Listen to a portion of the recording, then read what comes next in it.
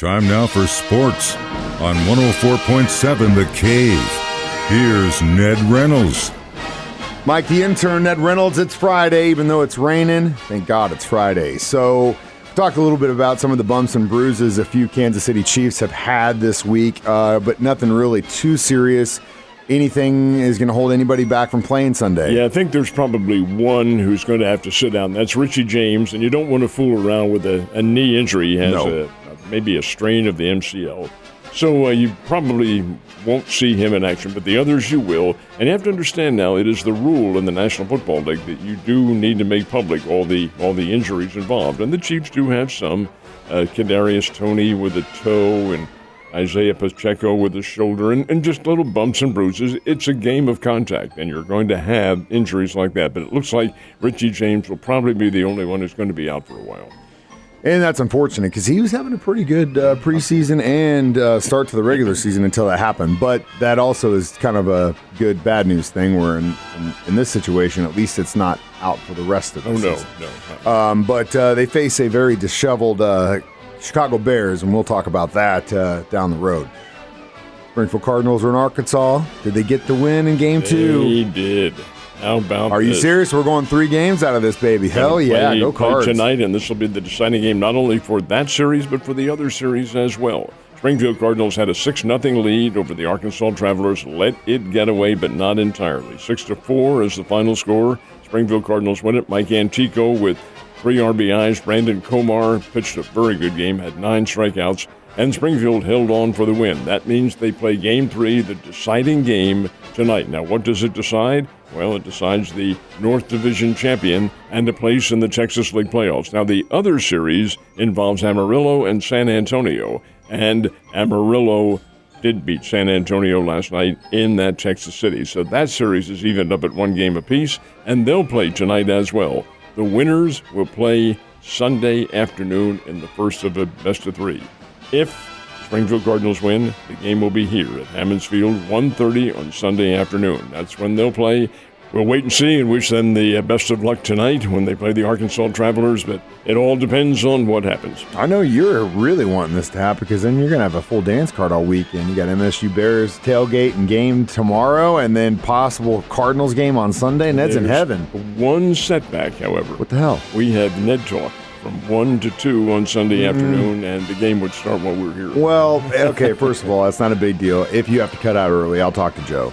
So if you want to go cut out early, we'll figure it out. But we'll talk about Ned Talk, too, down the road.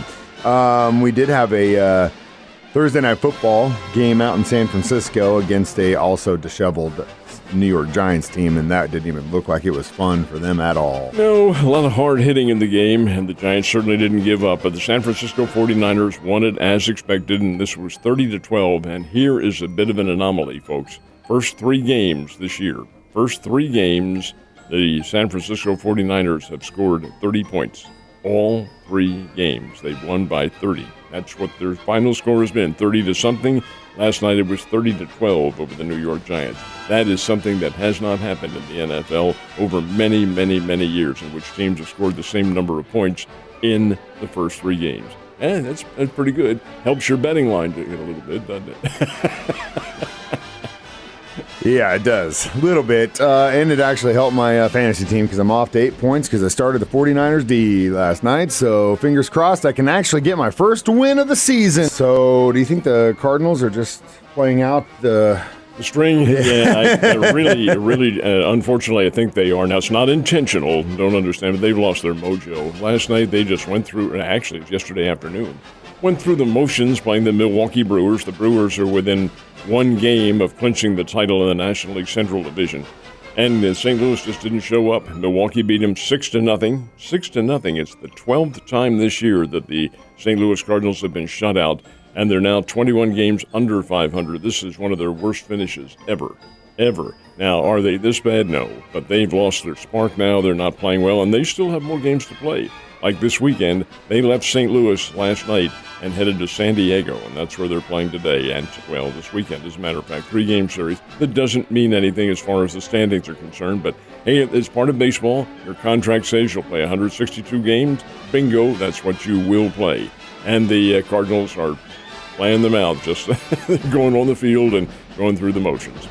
You know, it's been a tough season. I'm glad that Waino got his 200, but it's been really, really tough. I was talking to somebody about this last night, and you know, my biggest problem with that organization, it really is all the way to the top. I don't see anything really changing with that regard anytime soon because that team is so ingrained into that city. It's going to take a lot of people not spending money on the St. Louis Cardinals for any kind of big change to make like that. And I really think that's what's needed. I think it starts at the top. His ownership group are going to have to go for some pitching. They do not have any pitching at all. Incidentally, for what it's worth, the Cardinals will be home to close out the season, playing the Cincinnati Reds next weekend, Friday, Saturday, and Sunday. The Saturday game, this old man has some tickets. If you're interested, be in the box? I'm not going to tell you where they are or how much they cost, but if you're interested, give Mike a call and he'll get in touch with me.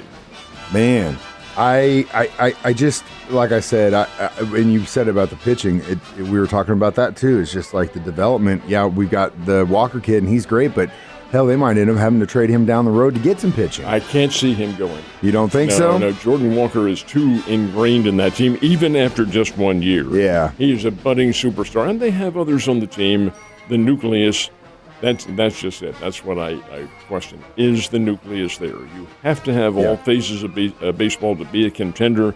They don't have the pitching. And they need the leadership, Here's too. Miles Michaelis, who was out there yesterday. He's one of their best pitchers, and he's getting hammered all over the place. I don't know. I just don't know what the answer is. Me neither. All right, let's talk about MSU Bears football. They definitely had a tough start to the season against the Jayhawks. They played a very winnable game against Tennessee Martin, but didn't win it. So you think they're going to get their fire back tomorrow? If they play some defense, they will. Utah Tech is here to play. That's the home opener for the Bears. It's tomorrow at 2 o'clock at the Plaster Sports Complex.